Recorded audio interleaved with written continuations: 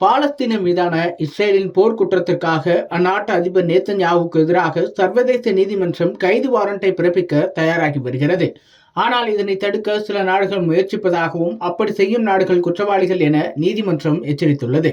காசா மீது இஸ்ரேல் நடத்தி வரும் தாக்குதல் சமீபத்தில் உச்சத்தை தொட்டுள்ளது. சில நாட்களுக்கு முன்னர் ஐநா பணியாளர்களை ஏற்றிச் சென்ற வாகனம் மீது இஸ்ரேல் வான்வழி தாக்குதலை நடத்தியது. இதில் 7 பேர் கொல்லப்பட்டனர். எனவே உடனடியாக போர் நிறுத்தத்தை கொண்டு வர வேண்டும் என்று உலக நாடுகள் தீவிரமாக வலியுறுத்த தொடங்கின.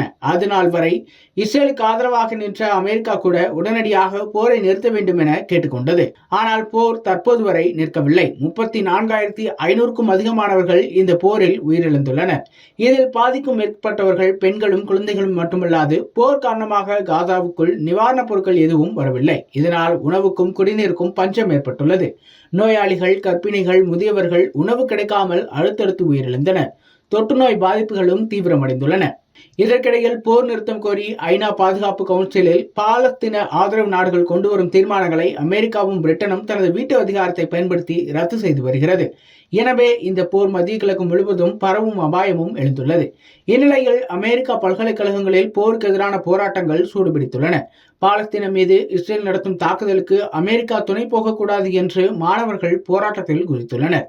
அமெரிக்காவில் மட்டும் 50க்கும் அதிகமான பல்கலைக்கழகங்களில் மாணவர்கள் இந்த போராட்டத்தை நடத்தி வருகின்றனர். போராடும் மாணவர்கள் மற்றும் பேராசிரியர்களை அந்நாட்டு காவல்துறை கைது செய்து வருகிறது. தற்போது வரை 900க்கும் அதிகமானோர் கைது செய்யப்பட்டுள்ளனர்.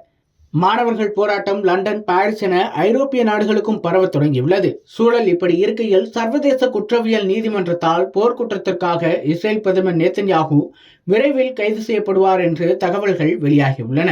அது மட்டுமல்லாது அந்நாட்டு பாதுகாப்புத்துறை அமைச்சர் கலன் மற்றும் இராணுவ தலைமை அதிகாரி ஹைம் ஹலவி ஆகியோர் சர்வதேச குற்றவியல் நீதிமன்றத்தால் விரைவில் கைது செய்யப்படுவார்கள் என்றும் சொல்லப்படுகிறது.